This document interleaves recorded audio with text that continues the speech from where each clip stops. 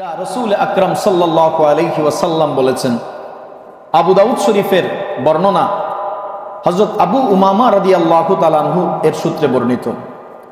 আন আবি উমামা রাদিয়াল্লাহু তাআলা আনহু قال قال رسول الله صلى الله عليه وسلم من أحب لله وأبغض لله وأعطى لله ومنع لله فقد استكمل الإيمان أو كما قال النبي عليه الصلاة والسلام। হযরত আবু উমামা বাহিলি রাদিয়াল্লাহু তাআলা আনহু বলেন, আল্লাহর নবী ইরশাদ করেছেন, মান আহাব্বা লিল্লাহ, কেউ যদি কাউকে ভালোবাসে সেটা যদি আল্লাহর জন্য হয়, তার ভালোবাসাটা যদি আল্লাহর জন্য হয়। দুনিয়াতে মানুষ তো কোনো না কোনো কিছুর প্রতি আকৃষ্ট হয়, কাউকে না কাউকে সে ভালোবাসে, মহব্বত করে। কিন্তু একজন ইমানদার সে যদি চিন্তা করে আমার ভালোবাসাটা আল্লাহর জন্য হতে হবে, তার মানে যেই ভালোবাসার মধ্যে আল্লাহর সন্তুষ্টি আছে সেটাই সে কেবল পোষণ করে। যেই ভালোবাসায় আল্লাহর সন্তুষ্টি নাই, ওই ভালোবাসার ধারে কাছেও সে নাই। সে আল্লাহর জন্য ভালোবাসে, যাকে ভালোবাসে আল্লাহর জন্য ভালোবাসে, মানে তার ভালোবাসাটা আল্লাহর সন্তুষ্টির জন্যই হয়ে থাকে। 2 নম্বরে ওয়া আবগাদা লিল্লাহ, দুনিয়াতে মানুষ কারো সঙ্গে কোনো কারণে বিভিন্ন সময় দুশ্মনী আর শত্রুতাও পোষণ করে। সকলের সঙ্গে সব সময় যে শুধু বন্ধুত্ব সুলভ আচরণ করে এমনটা কিন্তু হয় না, বরং কখনো সে কারো সঙ্গে দুশ্মনীও পোষণ করে। কিন্তু একজন ইমানদারের অবস্থা হবে ওয়া আবগাদা লিল্লাহ, সে তার দুশ্মনী শত্রুটাও আল্লাহর জন্য পোষণ করে।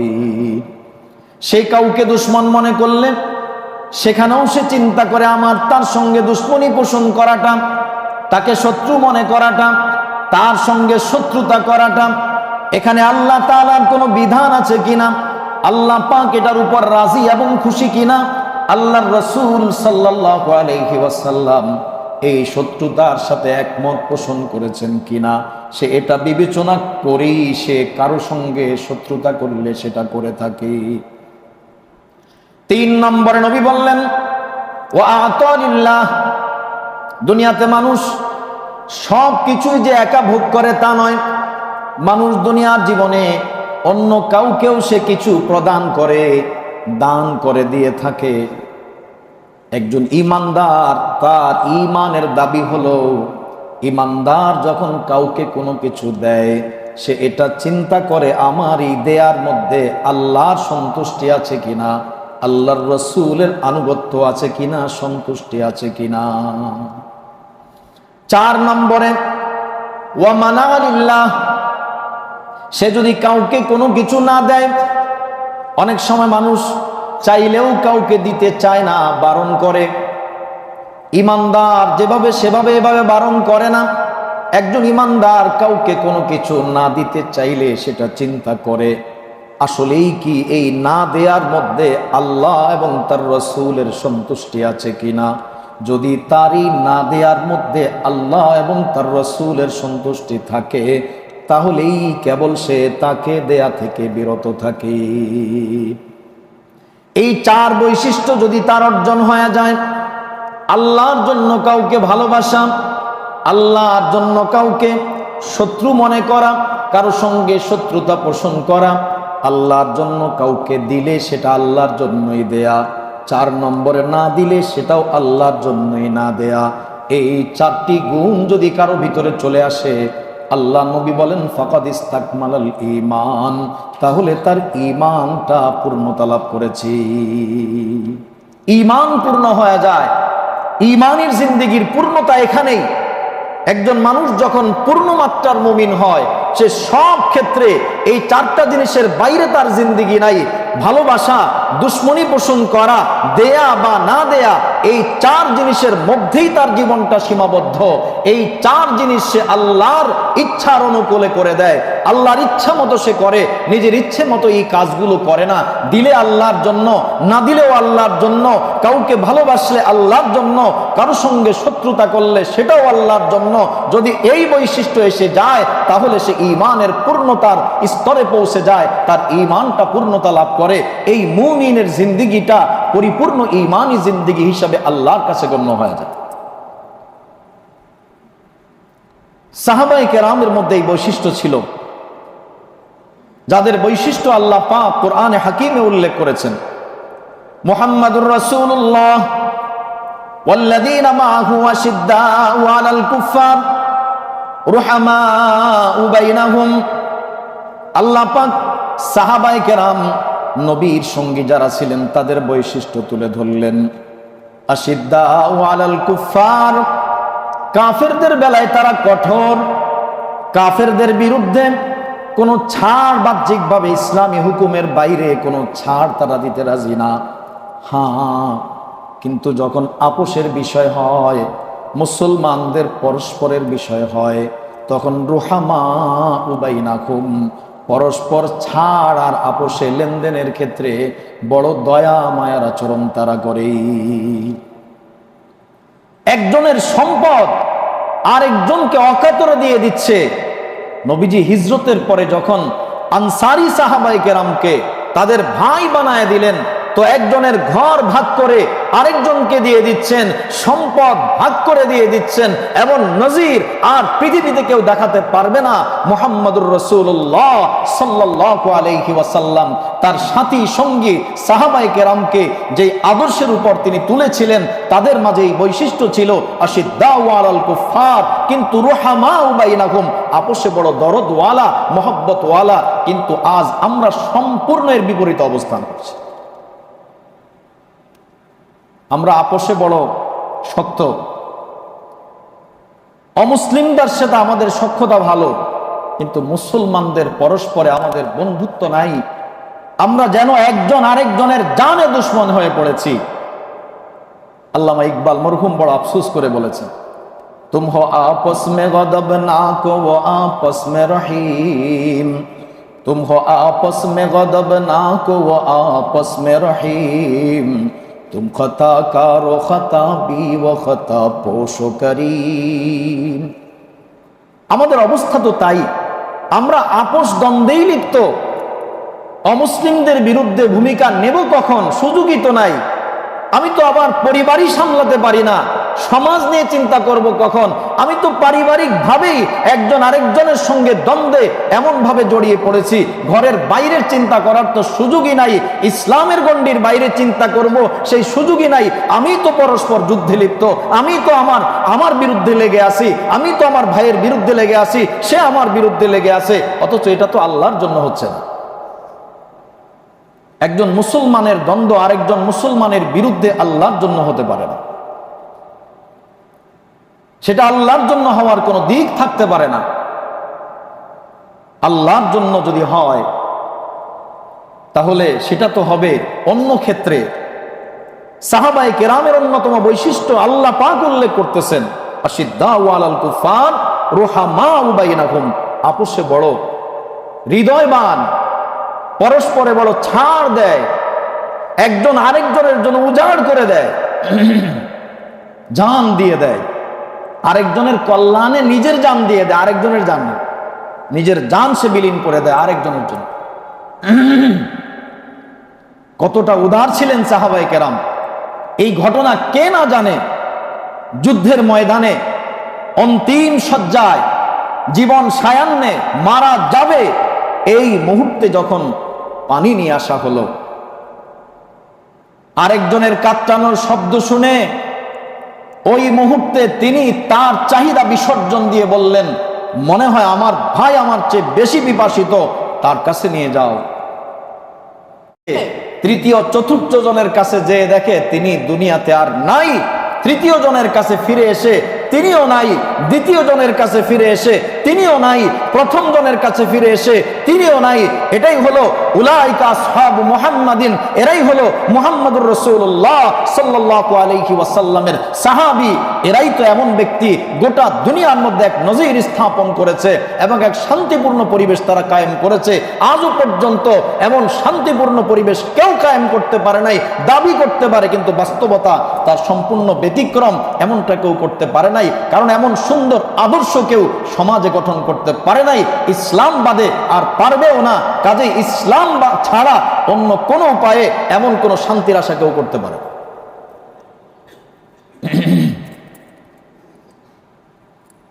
কারণ মানুষ জানে, বুঝে, সব বুঝে না। মানুষ কিছু বোঝে, সব বোঝে না। সব বুঝেন কে? আল্লাহ। কাজে আমি অনেক ক্ষেত্রে মনে করছি আমার জন্য এটা কল্যাণের, দুনিয়ার সব মানুষ মিলে মনে করলো এটা আমার জন্য কল্যাণের, আমাদের জন্য কল্যাণের। কিন্তু আল্লাহ জানেন বাস্তবে এটার মধ্যে আমার আপনার গোটা জগতের মানুষের কল্যাণ আছে কিনা। তাম দুনিয়ার মানুষ যদি একত্রিত হয়ে যায় কোনো বিষয়, এমনও হতে পারে তাম দুনিয়ার সব মানুষের ঐক্যমত পোষণ করা, একত্রিত হওয়াটা ভুল ছিল। আল্লাহ পাক যে সিদ্ধান্ত দিলেন সেটাই হচ্ছে সঠিক। এজন্য মানুষ যেহেতু সকলে মিলেও সঠিক সিদ্ধান্তে পৌঁছা সম্ভব নয়, আল্লাহ পাক বলে দিলেন এই ব্যর্থ চেষ্টা করে লাভ নাই, বরং আমি আল্লাহ তোমার কল্যাণে যেই বিধানটা দিলাম এটা মেনে নাও। এটা মানলেই তোমার দুনিয়াতেও কল্যাণ হবে, আখিরাতেও কল্যাণ হবে। কারণ এমনও হইতে পারে তোমার আমার উপর ছেড়ে দিলে সারা জিন্দেগি সাধনা করে একটা সিদ্ধান্তে পৌঁছার পরে বাস্তবে দেখা গেল সেটা ভুল প্রমাণিত হয়েছে, হয় না? যুগে যুগে গবেষণা পরিবর্তন হচ্ছে না? এক সময় ডাক্তাররা একরকম বলতো এক বিষয়ে, এখন ভিন্ন রকম বলছে। আবারও পরিবর্তন হয়, আবার সেটাও নিশ্চিত না, সেটাও পরিবর্তন হতে পারে। ঠিক যেই কোনো ক্ষেত্রে, চিকিৎসা ক্ষেত্রে বলি, যেই কোনো বিষয়ে বলি, মানুষ কোনোদিন চূড়ান্ত সিদ্ধান্তে পৌঁছা সম্ভব না। একমাত্র ওই সিদ্ধান্তটাই চূড়ান্ত যেটা আল্লাহ এবং তার রাসূল দিয়ে থাকে। ওটা কেউ ভুল প্রমাণ করতে পারে নাই। আজও পর্যন্ত একটা সুন্নতকে ভুল সাব্যস্ত করা, প্রমাণিত করা কেউ পারেনি, আর কিয়ামত অবধি সম্ভাবনা প্রমাণিত হবে। যত দিন যাবে ততই এক একটি সুন্নতের সৌন্দর্য ফুটে উঠবে, আর এর গুরুত্বটা বুঝে আসবে। হায়, এত সুন্দর কথা মুহাম্মদুর রাসূলুল্লাহ সাল্লাল্লাহু আলাইহি ওয়াসাল্লাম বলে দিলেন, এত সুন্দর কিভাবে হতে পারে, এটা এত উপকারী কি করে হতে পারে। দুনিয়া শুধু গবেষণা করবে আর অবাক হতে থাকবে, আশ্চর্য হতে থাকবে যে এমন কল্যাণকর বিধান আল্লাহর পক্ষ থেকে, রাসূলের পক্ষ থেকে আমাদেরকে দেওয়া হয়েছে। এজন্য নিরাপদ রাস্তা হলো আল্লাহর হুকুম, নবীর তরিকা মানে নেওয়া। বাস বুঝে আসলেও মানা, না বুঝে আসলেও মানতে থাকা, এর ভিতরে আমার কল্যাণ আছে। এটা আমার দুনিয়ারও কাজে আসবে, আমার আখিরাতেরও কাজে আসবে। তো সাহাবায়ে কেরামের এক বৈশিষ্ট্য বললেন, আশিদ্দাউ আলাল কুফার রুহামাউ বাইনাহুম, যেটা তাদের পরিপূর্ণ ঈমানের লক্ষণ, পরিপূর্ণ ঈমানের লক্ষণ। কারণ কুফফারদের সঙ্গে দুশমনী পোষণ করা সেটা আল্লাহর জন্য, আর রুহামাউ বাইনাহুম, আপোষে আপোষে একজন আরেকজনকে ভালোবাসা আল্লাহর জন্য। আল্লাহর জন্য ভালোবাসা, আল্লাহর জন্য দুশমনী পোষণ করা, এটা ঈমানের পূর্ণতার লক্ষণ, যার প্রমাণ আল্লাহ দিলেন। এরপরে বললেন, সীমাহুম ফি ওজুহিহিম সীমাহুম ফি ওজুহিহিম মিন আসারিস সুজুদ, তাদের আলামত হলো চেহারার মধ্যে সিজদার চিহ্ন পাওয়া যায়। সিজদার চিহ্ন চেহারায় ফুটে ওঠে। তার মানে কি? ইবনে মাজাহ শরীফের মধ্যে এক বর্ণনা আছে, কেউ যদি রাতের বেলা সিজদা করে, দিনের বেলা তার চেহারার মধ্যে সেই উজ্জ্বলতাটা প্রকাশ পায়। চেহারার মধ্যে সিজদা করার কারণে এক ধরনের নূর আর জ্যোতি ভাসমান হয়। রাতের নামাজ তার চেহারার উজ্জ্বলতার জ্যোতিটা বৃদ্ধি করে দেয়। আল্লাহ পাক বলেন, নবীর সাহাবীদের বৈশিষ্ট্য হলো সীমাহুম ফি ওজুহিহিম মিন আসারিস সুজুদ, তাদের চেহারার মধ্যে সিজদার চিহ্ন আছে। সিজদার চিহ্ন আছে, বোঝা যায় লোকটা আল্লাহর কাছে নত হয়, লোকটা আল্লাহর গোলামিতে নত হয়, আল্লাহর কাছে সিজদা করে, আল্লাহকে সিজদা করে, এটা বোঝা যায়। চেহারার মধ্যেই সেই নূরের প্রভাব, নূরের চিহ্নটা প্রকাশ পায়। তাহলে একদিকে তাদের পূর্ণ ঈমানের প্রমাণ পাওয়া গেল, অপরদিকে তারা আমলের ক্ষেত্রেও যে খুব সজাগ সচেতন ছিলেন। আল্লাহ পাক সেটা তা বুঝায়া দিলেন যে তাদের ঈমানও বড় মজবুত ছিল, তাদের আমলও বড় পরিপক্ক আমল ছিল, পূর্ণাঙ্গ ঈমান আর পরিপূর্ণ আমলওয়ালা মানুষ ছিলেন সাহাবায়ে কেরাম রিদওয়ানুল্লাহি তাআলা আলাইহিম আজমাইন। তাদের ঈমানও ছিল পূর্ণ মাত্রার আর আমলও ছিল পূর্ণ মাত্রার। আল্লাহর জন্য ভালোবাসা সাহাবায়ে কেরামের জীবনে ভরপুর নজির আছে। প্রসিদ্ধ কথা, সাইয়্যিদুনা ওমর ফারুক রাদিয়াল্লাহু তাআলা আনহু, তিনি খলিফাতুল মুসলিমিন আমিরুল মুমিনিন সাইয়্যিদুনা ওমর আবু বকর সিদ্দিক রাদিয়াল্লাহু তাআলা আনহুর খেলাফতের যে কার্যালয় সেখানে গেলেন। সেখানে দেখলেন একটা দুস্থ অসহায় মানুষদের তালিকা, তার মধ্যে একজন বৃদ্ধার নাম আছে। প্রত্যেকের নামের শেষে আবার সেটা সমাধান বা দায়িত্ব কার সেটা আছে, কিন্তু একজনের জায়গাটা খালি আছে, যে এই খেদমত, এই বৃদ্ধার খেদমত করার মতো কে, দায়িত্ব তাকে দেওয়া হয়েছে কিন্তু লেখা হয়নি। তো লেখা না থাকলে বাহ্যিকভাবে কি বোঝা যায় যে এটা দায়িত্বটা মনে এখনো কি আছে, খালি আছে, এই কোটাটা এখনো কি আছে, খালি আছে, কাউরে দেওয়া হয়নি। উনি তো সুবর্ণ সুযোগ মনে করলেন, যাক একটা খেদমতের সুযোগ বুঝে ওমরের হলো। তো তিনি এই লক্ষ্যেই সকাল সকাল ওই বৃদ্ধার কিছু কাজ করে দেওয়ার জন্য সেখানে পৌঁছাইলেন। আওয়াজ দিলেন যে আপনার যে কাজ, কি প্রয়োজন আছে বলুন, আমি আপনার কাজগুলো করে দেওয়ার জন্য এসেছি। তো তিনি জবাব দিচ্ছেন যে আমার কাজগুলো তো একজন তোমার আগেই করে রেখে গেছে, আমার আর কোনো কাজ এখন প্রয়োজন না। অবাক হয়ে গেলেন, কি ব্যাপার, এত সকাল সকাল আসলাম, কি বলেন, ফজরের পর পর কথার কথা, এত সকালে আসলাম, এত তাড়াতাড়ি কাজ তো মানুষ এখনো শুরুই করে নাই, কে করে দিয়ে গেল? এখন কাজ করার আগ্রহের চাইতে ওই লোকটা সম্পর্কে জানা, ওই লোকটাকে দেখা, যিনি এত গোপনে কাজ করে গেলেন, এত আগে আসা সত্ত্বেও তাকে পাইলাম না, এর আগে তিনি কাজ করে, এই লোকটাকে, ওই লোকটার একটু দেখা দরকার। একদম আগে আগে, আরো আগে রাতের বেলা গিয়ে হাজির, দেখবো সারা রাত প্রয়োজনে পাহারা দিয়ে দেখবো যে সেই লোকটাকে। রাত্র যখন গভীর, দুনিয়ার সব মানুষগুলো ঘুমায় পড়ছে, গোটা দুনিয়া ঘুমে বিভোর হয়ে আছে, ওই মুহূর্তে আস্তে আস্তে করে দূর থেকে মনে হয় যেন একজন লোক ওই বৃদ্ধার বাড়ির দিকে অগ্রসর হচ্ছে। সাইয়্যিদুনা ওমর ফারুক রাদিয়াল্লাহু তাআলা আনহু মনে মনে আনন্দিত হচ্ছেন, আজ যেই লোকটাকে তালাশ করতেছি সেই লোকটাকে মনে হয় আজকে পেয়ে যাব। আস্তে আস্তে আগাইলেন, আগায়া দেখতেছেন, অনুভব করলেন লোকটাকে দেখে বুঝতে পারলেন তিনি আর কেউ না, সাইয়্যিদুনা আবু বকর সিদ্দিক রাদিয়াল্লাহু তাআলা আনহু। দুনিয়া কি সদাকত মে তেরা নাম রহেগা, दुनिया की सदाकत में तेरा नाम रहेगा, अबू बकर तेरे नाम से इस्लाम रहेगा, दुनिया की अदालत में तेरा नाम रहेगा, उमर तेरे नाम से इस्लाम रहेगा। জিজ্ঞাসা করলেন আমিরুল মুমিনিন, এত রাতে কেন আসলেন? বলে দুনিয়ার মানুষেরা দেখে ফেলবেন, আবার দিনের বেলা তো আমার খেলাফতের দায়িত্ব আছে, দিনের বেলা আসলে তো মানুষ দেখলে আমার এই কাজটা করার সুযোগ দিবে না, আমারও তো কিছু করার দরকার আছে, সেই জন্য গভীর রাত্রিতে আসছি যেন কেউ বুঝতে না পারে, অনুভব করতে না পারে। আল্লাহু আকবার, এটা কি বলে মান আহাব্বা লিল্লাহ, আল্লাহর জন্য ভালোবাসা। কাউকে দেখানোর চিন্তাও করে না, কাউকে দেখাবার কোনো চিন্তাও তার মনের মধ্যে আসে না, যা করে একমাত্র আল্লাহর জন্য করে। হাজারো দৃষ্টান্ত সাহাবায়ে কেরামের জীবনীতে এভাবে আছে। আহাব্বা লিল্লাহ, আল্লাহর জন্য ভালোবাসা, এটাকে বলে। কেউ জানে না, কাউকে দেখায় না, কাউকে বলে না, সম্পূর্ণ কার জন্য? আল্লাহর জন্য। ওয়া আবগাদা লিল্লাহ, দুশমনিটাও আল্লাহর জন্য। ওয়া আতা লিল্লাহ, দিলেও সেটা আল্লাহর জন্য। ওয়া মানা লিল্লাহ, না দিলেও সেটা আল্লাহর জন্যই, না দেওয়া, দিলেও আল্লাহর জন্য, না দিলেও আল্লাহর জন্য। সব মানুষই কম বেশি আমরা শুনেছি এই কথা।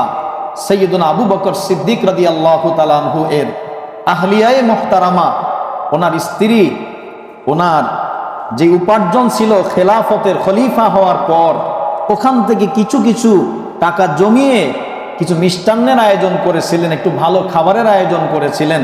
জিজ্ঞেস করলেন, এই টাকাটা কোত্থেকে পাইলা? বলে, আপনার এখান থেকে কিছু কিছু করে জমা করে করছি।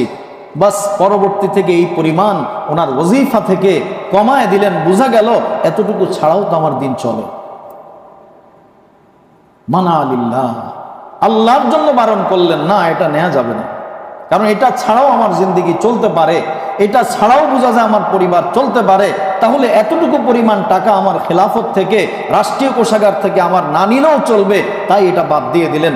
মানা আলিল্লাহ, আল্লাহর জন্য, কাউকে খুশি করার জন্য না। এটা নিলে কেউ নারাজ হইতো না, কিন্তু না নেওয়াটা কার জন্য? আল্লাহর সন্তুষ্টির জন্য, যে না আমি এটা নেব না, আমার এটা জরুরত নেই। এমন মানুষ পাওয়াটা বড় কঠিন না?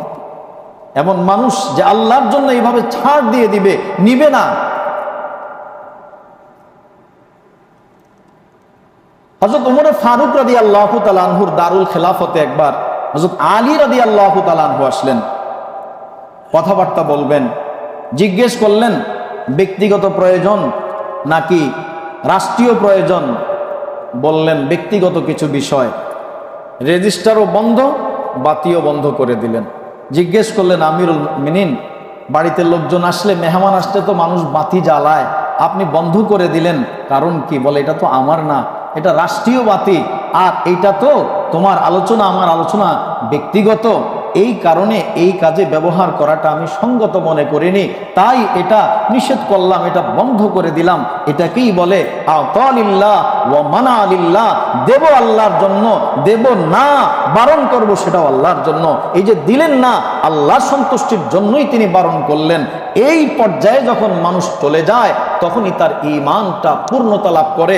সব ক্ষেত্রে সেভাবেই দেখবে যে এখানে আল্লাহর সন্তুষ্টি আছে কিনা, আল্লাহর অসন্তুষ্টি আছে কিনা।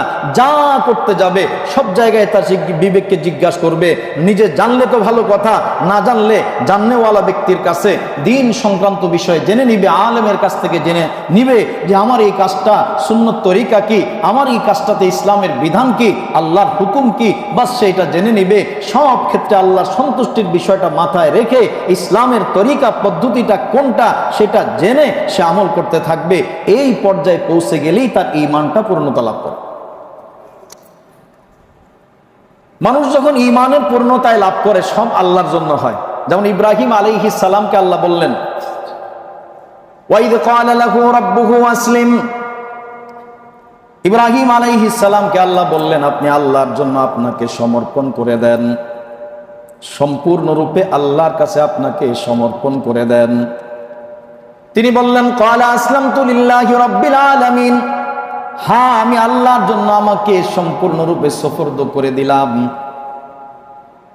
আল্লাহ পাক বললেন, তাহলে এবার ঘোষণা দেন, কুল ইন্না সলাতি ওয়া নুসুকি ওয়া মাহইয়ায়া ওয়া মামাতি লিল্লাহি রাব্বিল আলামিন।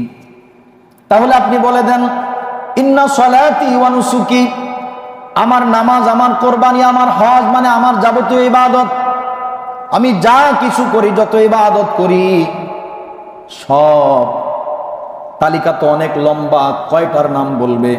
মানুষের জীবনে কাজ তো একটা দুইটা না, এই জন্য সবগুলো বলতে গেলে বলার পরিমাণটা অনেক বেশি হয়ে যাবে, তাই সংক্ষিপ্ত করে পরে বলতেছে, ওয়া মাহইয়ায়া, আমার জীবন, ওয়া মামাতি, আমার মরণ, লিল্লাহি রাব্বিল আলামিন, সমগ্র জগতের প্রতিপালক যিনি আল্লাহ, তার জন্য নিবেদিত। সব আল্লাহর জন্য দিয়ে দিলাম। জীবন থেকে মরণ যা আছে, আমার পুরা জিন্দেগি, এমনকি আমার মরণটাও আল্লাহর জন্য দিয়ে দিলাম। এটা আপনি বলে দেন, কারণ যে আল্লাহর জন্য সঁপে দেয়, তার কিছুই আর তার থাকে না, সব আল্লাহর হয়ে যায়। সব কি হয়ে যায়? সাইয়্যিদুনা আবু হুরায়রা রাদিয়াল্লাহু তাআলা আনহু থেকে বুখারী শরীফের বর্ণনা, বুখারী শরীফের 6502 নম্বর বর্ণনা, তিনি বলেন, ইন্নাল্লাহা তাআলা ক্বাল মান আদালি ওয়ালিয়ান ফাকাদ আযানতুহু বিল হারবি। আল্লাহ পাক বলেন, কেউ যদি আমার কোনো বন্ধুর সঙ্গে শত্রুতা পোষণ করে, ফাকাদ আযানতুহু বিল হারব, আমি তার বিরুদ্ধে যুদ্ধ ঘোষণা করে দিলাম। আল্লাহর কাউকে পরাস্ত করার জন্য যুদ্ধ করা লাগে না। আল্লাহ এটা হুঁশিয়ারি উচ্চারণ করলেন, খবরদার যারা আমার অনুগত বান্দা তাদের সঙ্গে দ্বন্দ্ব আর ঝগড়ায় লিপ্ত হয়েও না। তাদের সঙ্গে দ্বন্দ্ব আর ঝগড়ায় লিপ্ত হওয়া মানে আল্লাহর সঙ্গে ঝগড়ায় লিপ্ত হওয়া, আল্লাহর সঙ্গে যুদ্ধে উপনীত হওয়া। আল্লাহর সঙ্গে যুদ্ধে উপনীত হলে কেউ যেমন জয়যুক্ত হতে পারে না, ঠিক তদ্রূপভাবে আল্লাহর প্রিয় বান্দার সঙ্গে মোকাবেলার দ্বন্দ্বে যদি কেউ জড়ায়া যায় তার পরিণামটাও কিন্তু ভালো হতে পারে না। আল্লাহ এটা বলে দিচ্ছেন, খবরদার ওদের সঙ্গে দ্বন্দ্বে যায়ও না। কারণ হলো, আমা তাকাররাবা ইলাইয়া আবদি বিশাইইন আহাব্বা ইলাইয়া মিম্মা আফতারাস্তু আলাইহি ওয়া মা ইয়াসালু আবদি ইয়াতাকাররাবু ইলাইয়া বিন-নওয়াফিলি হাত্তা উহিব্বা। কারণ বান্দা, আমি তার জন্য যে ফরজ বিধানগুলো দিয়েছি, বান্দা যখন এগুলো করে যেগুলো আমার কাছে সবচাইতে প্রিয়, ফরজ বিধানগুলো আল্লাহর কাছে সবচাইতে বেশি প্রিয়, এজন্যই তো আল্লাহ এগুলোকে ফরজ বা বাধ্যতামূলক করে দিয়েছেন। ফরজ মানে কি? বাধ্যতামূলক, করতেই হবে। এটা কেন ফরজ করলেন আল্লাহ? মানে এই বিষয়টা আল্লাহ বেশি পছন্দের, এটা আল্লাহ বেশি ভালোবাসেন। 5 ওয়াক্ত নামাজ আল্লাহ ফরজ করছেন মানে এটা বেশি ভালোবাসেন। হজ করা আল্লাহ পাক সামর্থ্যবানের জন্য ফরজ করছেন মানে এটা আল্লাহ বেশি ভালোবাসেন। তো যেগুলো ফরজ বিধান এগুলো আল্লাহর কাছে বেশি প্রিয়, এগুলোর মাধ্যমে বান্দা আল্লাহর নৈকট্য লাভ করে। আর ফরজ বিধানের পরে বান্দা আরো যদি কিছু নফলও করে, বাড়তি যদি কিছু করে, তাহলে আরো বেশি নৈকট্য লাভ করে। ওয়ামা ইয়াসালু আবদি ইয়াতাকাররাবু ইলাইয়া বিন-নওয়াফিল, বান্দা নফলের মাধ্যমে কি করে? আমার নৈকট্য লাভ করতে থাকে। যত বেশি নফল অতিরিক্ত আমল করে, বাড়তি করে, ফরজটা ঠিক রেখে এসে আমার নৈকট্য লাভ করতে পারে, আমার কাছাকাছি পৌঁছে যায়। এক পর্যায়ে কি হয়? আল্লাহ বলেন, সে যখন এইভাবে করতে থাকে, ফরজ একটাও ছাড়ে না, নফলও যথাসাধ্য করতে থাকে, করতে করতে কি হয়? হাত্তা উহিব্বাহু, আমি তাকে ভালোবাসি, আমি তাকে আমার মাহবুব, আমার প্রিয় বান্দা হিসেবে গণ্য করি। তো আমি যখন তাকে আমার প্রিয় বান্দা বানায় ফেলি, তখন কি হয়ে যায়? যেটা আগে বলছিলাম, ফাইদা আহবাবতুহু কুনতু সামাহুল্লাযী ইয়াসমাউ বিহি, আমি যখন তারে ভালোবাসি তখন আমি তার ওই কানে পরিণত হই যেটা দিয়ে যে শুনে। তার মানে তার কান আর তখন বাহ্যিকভাবে তার কান থাকে না, কেমন যেন আমার হয়। আমার হয় মানে কেমন? অর্থাৎ এটা আমার নিয়ন্ত্রণে পূর্ণ চলে আসে। আল্লাহর এটা কি দরকার আছে কানের? কি বলেন? আমাদের এই কানের তো আল্লাহর দরকার নাই, তো সে তার এই কানটা আমার কান হয়ে যায়। তার মানে তার কানটা সম্পূর্ণ আমার নিয়ন্ত্রণে চলে আসে। এই কান দিয়ে নাজায়েজ কোনো শব্দ সে আর শুনে না, শুনে ওই শব্দই শোনার চেষ্টা করে যেটা শুনলে আমি রাজি থাকি, আমি সন্তুষ্ট থাকি। মানে আমার মর্জির বাইরে তার এই কানটার ব্যবহার হয় না। এটাই হচ্ছে আমার কান হয়ে যায়। এই কানটা কার কান হয়ে যায়? এটা আমার কান হয়ে যায়। মানে আমার কথাগুলোই সে শুনে, আমার পছন্দের কথাগুলো এই কান দিয়ে যায়, আমার অপছন্দের কথা এই কানে সে ঢুকাইতে চায় না। 2 নম্বরে, ওয়া বাসারাহুল্লাযী ইউবসিরু বিহি, যেই চোখ দিয়ে দেখে, এই চোখ দুইটা তার থাকে না, আমার হয়ে যায়। তার মানে এই চোখ দিয়া কোনো নাজায়েজ দৃশ্য, নাজায়েজ কোনো সূরত আকৃতি সে দেখে না, সে কেবল এই চোখটাকে আমি আল্লাহর সন্তুষ্টির কাজেই ব্যবহার করে থাকে। ওয়া ইয়াদাহুল্লাতী ইয়াবতিশু বিহা, আমি তার ওই পায়ে পরিণত হই যা দিয়ে সে, তার হাতে পরিণত হই যেটা দিয়ে কোনো জিনিস ধরে। তার মানে তার হাতটা তার থাকে না, এটা যেন আমার হয়ে যায়। তার মানে তার হাতটা আমি আল্লাহর সন্তুষ্টির বাইরে এক মুহূর্তও চলে না। ওয়া রিজলাহুল্লাতী ইয়ামশি বিহা, এবং আমি তার পায়েও পরিণত হয়ে যাই যেই পা দিয়ে সে চলে। মানে তার পাটা যদিও তার, কিন্তু সেটা যেন আমার হয়ে গেছে। এই দৃষ্টিতে তারই কদমটা আমি আল্লাহর সন্তুষ্টির বাইরে এক কদমও যায় না। তার প্রতিটা কদম, প্রতিটা পদক্ষেপ আমি আল্লাহর সন্তুষ্টি মোতাবিক হয়ে থাকি। আমি তার পাও, আল্লাহ বান্দার পাও হবে কেন? তার মানে বুঝাচ্ছে এটা আমার হয়ে যায়। এই বান্দার পাওটা আর আমার অসন্তুষ্টিতে চলে না, প্রতিটা কদম, প্রতিটা মুহূর্ত এই কদমটা আমার রাস্তায় চলে, আমার সন্তুষ্টিতে চলে। এরপরে ওয়াইন সালানি লাউতিয়ান্নাহু, এই পর্যায়ে যদি বান্দা পৌঁছে যায়, আল্লাহ বলেন যদি সে আমার কাছে এখন কোনো কিছু চায় তো আমি তারে অবশ্যই সেটা প্রদান করব। তার কোনো চাহিদা সে চাইলে পূরণ করব না এমনটা হবে না। এবং ওয়ালাইন ইস্তাআযানি লাউইযান্নাহু, আর যদি সে কোনো কিছুই থেকে আমার কাছে আশ্রয় চায়, আমার কাছে যদি কোনো কিছু থেকে আশ্রয় প্রার্থনা করে, আমি আল্লাহ তাকে সেখান থেকে আশ্রয় প্রদান করব। বলে আমি কোন বিষয়ে ওয়ামা তারাদ্দাতু মিন আন শাইইন আনা ফাইলুহু তারাদ্দুদি আন নাফসিল মুমিন ইয়াকরাহুল মাউতা ওয়া আনা আকরাহু মাসাআতাহু আও কামা ক্বালান নাবিয়্যু আলাইহিস সালাতু ওয়াস সালাম। বলে আমি আল্লাহ কোনো কাজ করলে দ্বিধা করি না, সংকোচ করি না। তবে মুমিনের জীবন নিয়ে আমার একটু শঙ্কিত, আমার একটু শঙ্কা লাগে। কারণ মুমিন বাঁচতে চায়, মৃত্যুকে অপছন্দ করে বাহ্যিকভাবে, কিন্তু আমি তার বেঁচে থাকা, যেহেতু বেঁচে থাকলে তার কষ্ট হয়, সে আমার কাছে চলে আসলেই তো শান্তিতে আরামে থাকবে, এটা তো সে হয়তো জানে না। এজন্য সে জীবনকে ভালোবাসে, সে জীবনকে ভালোবাসে, কিন্তু তার জীবনটা আমার কাছে দুনিয়াতে থাকাটা কষ্ট লাগে। এটা নিয়ে একটু তারাদ্দুদ, সে তো থাকতে চায় আর আমি তো আমার কাছে নিয়ে আসতে চাই। এখানে আনলে তো তার লাভই লাভ, এখানে তো তার শান্তি আর শান্তি, কিছুই করা লাগবে না, কোনো কিছুই করা লাগবে না, আমি সব ইন্তজাম করে রাখছি তার জন্য। কাজে আমি তো চাই আমার কাছে চলে আসো, কিন্তু সে তো মউতটাকে, ওয়া হুয়া ইয়াকরাহুল মাউতা আল মুমিনু ইয়াকরাহুল মাউতা, সে তো মৃত্যু অপছন্দ করে, আমি তার হায়াত অপছন্দ করি। তার মানে তার বেঁচে থাকলে কষ্ট হয়, তো সেজন্য এটা আমি অপছন্দ করি। আর সে মৃত্যুটাকে অপছন্দ করে। আমার কাছে মৃত্যু এই দিক থেকে ভালো যে এর মাধ্যমে সে আমার কাছে চলে আসবে। তো বলে যে এই পর্যায়ে চলে গেলে সে তখন আল্লাহর হয়ে যায়। সে কার হয়ে যায়? আল্লাহর হয়ে যায়। তখন আর তার কোনো দুনিয়াবি জাগতিক কোনো বিষয় তার ভিতরে আর কাজ করে না, সম্পূর্ণ দিকে সে কার হয়ে যায়? আল্লাহর হয়ে যায়। হ্যাঁ, এই জন্য বলে যে আমাকেও সেই চেষ্টাটাই করতে হবে। এটা তো আল্লাহ পাক আমাকে অফার করলেন সূরা নাহলের মধ্যে, তুমি যদি ঈমান আনো, নেক আমল করো, তাহলে তোমাকে আমি তোমাকে একটা পবিত্র জীবন দিব, তোমার জীবনটা পবিত্র হবে। আমাদের জীবনটা কি হবে? পবিত্র হবে। ঈমান আমলের মাধ্যমে জীবন পবিত্র হবে। আর অফুরন্ত বিনিময় তো আখেরাতে পাবোই পাবো, সেটা তো আছেই।